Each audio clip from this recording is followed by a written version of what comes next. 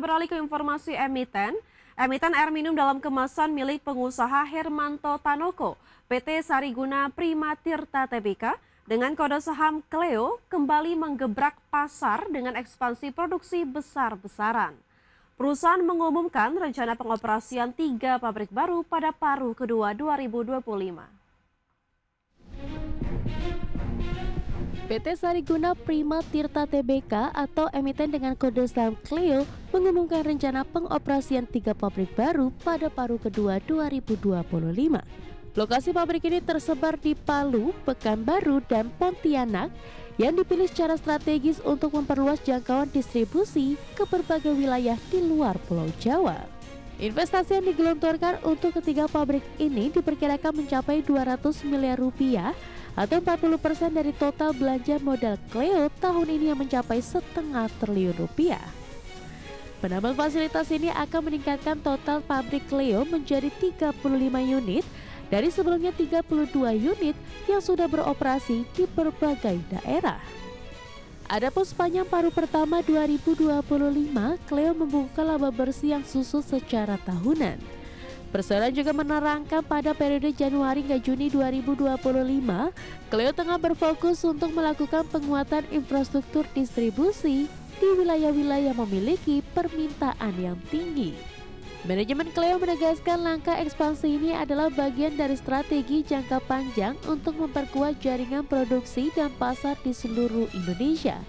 Dengan membangun pabrik lebih dekat dengan pasar tujuan, Cleo berharap dapat menurunkan biaya logistik, meningkatkan kecepatan distribusi, dan mempertahankan kualitas produk sampai ke tangan konsumen.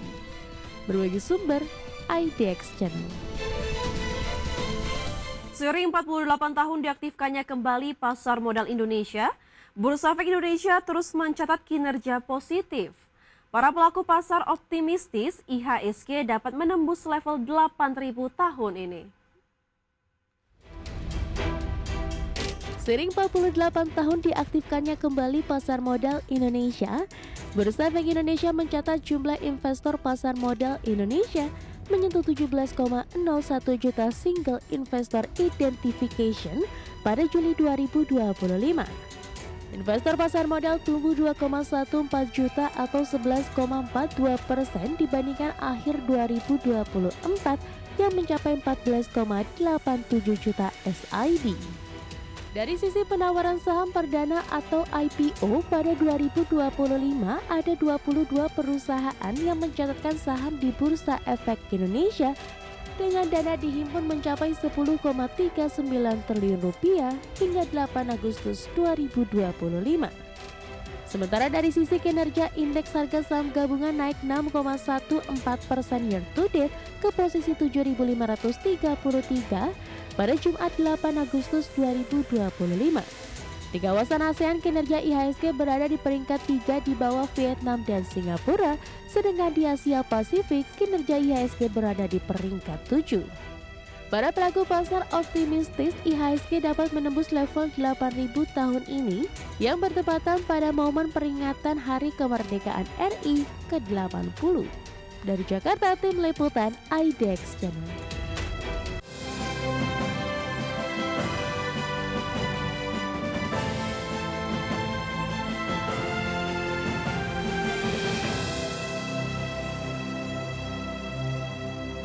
Pemirsa, Bank Indonesia menggandeng 12 bank pionir anggota Inisiatif Keuangan Berkelanjutan Indonesia untuk mempercepat pembiayaan hijau bagi pelaku UMKM. BI menegaskan pembiayaan hijau tidak hanya menyasar proyek berskala besar, tetapi juga inisiatif sederhana seperti pengelolaan limbah, bahan baku, dan efisiensi energi. Bank Indonesia menggandeng 12 bank pionir anggota Inisiatif Keuangan Berkelanjutan Indonesia untuk mempercepat pembiayaan hijau bagi pelaku UMKM. Deputi Gubernur Senior BI Destri Damayanti menilai edukasi konsep hijau sejak dini kepada pelaku UMKM menjadi sangat penting mengingat sektor ini mencakup 99% dari total unit usaha di Indonesia. Menurut Destri, pembiayaan hijau tidak hanya menyasar proyek berskala besar tetapi juga inisiatif sederhana seperti pengelolaan limbah bahan baku, efisiensi energi, dan penerapan sirkular ekonomi. kita mencoba untuk melakukan business matching. Kita mulai dengan UMKM binaan kami yang jumlahnya ada sekitar 3.000-an UMKM. Kita lihat mana yang memang mereka layak untuk untuk mendapatkan pembiayaan dari perbankan. Itu akan kita coba terus.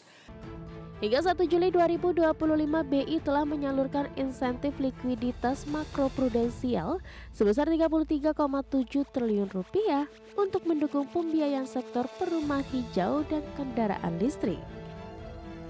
BI juga memperluas dukungan melalui pendampingan bisnis, business matching, dan penguatan pasar keuangan hijau.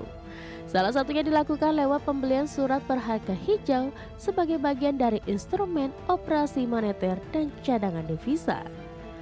Dari Jakarta, Tim Liputan IDX Channel. Pemirsa, kita beralih ke update IHSG sesi pertama hari ini, di mana IHSG pada penutupan sesi pertama hari ini ditutup menguat 0,75% ke level 7.590,18. Adapun IHSG tadi pagi dibuka di level 7.589,46 dan sempat menyentuh titik tertinggi di level 7.630,1. Adapun 350 saham mengalami penguatan, 228 saham mengalami penurunan, dan 220 saham tidak berubah atau stagnan. Adapun pemirsa, dari top gainers atau saham-saham yang mengalami penguatan tertinggi antara lain ada BBCA yang mengalami penguatan 2,41%, DSSA mengalami penguatan 6,97%, Brand mengalami penguatan 7,55% ke level 8.550, dan BBRI mengalami penguatan 2,43% ke level 3.790. Dari sisi top losers pemirsa, ada Koin mengalami pelemahan 2,5%, CDIA mengalami pelemahan 2,22%, Aman mengalami penurunan 4,31% dan Antam mengalami penurunan 3,24%. Sementara dari pergerakan sektoral pemirsa, transportasi dan logistik mengalami penguatan 2,06%, keuangan mengalami penguatan 1,18%. Sementara teknologi mengalami pelemahan 0,4% dan barang baku sama mengalami pelemahan di 0,16%. Sejumlah nasabah hingga mitra kerja J-Trust Bank Indonesia mengapresiasi gelaran J-Trust Bank Golf Tournament 2025 yang diselenggarakan di Bogor, Jawa Barat. Event golf tahunan ini menjadi ajang silaturahmi dan mempererat bisnis, khususnya dukungan J-Trust Bank bagi dunia usaha. J-Trust Golf Tournament 2025 sukses digelar. Para peserta yang terdiri dari nasabah dan mitra kerja yang mayoritas para pelaku usaha nasional ini mengapresiasi J-Trust Golf Tournament 2025 yang merupakan rangkaian untuk memeriahkan ulang tahun Bank J-Trust Indonesia yang ke-10. Corporate Secretary PT Ansaf Inti Resources Ivan Hikmawan mengungkapkan, event J-Trust Golf Tournament 2025 dapat meningkatkan silaturahmi antara sesama pengusaha dan jajaran direksi perusahaan Bank J-Trust Indonesia. Terlebih, pihaknya selama ini terbantu dari Bank J-Trust Indonesia dalam meningkatkan tambahan modal kerja dan investasi di sektor batubara.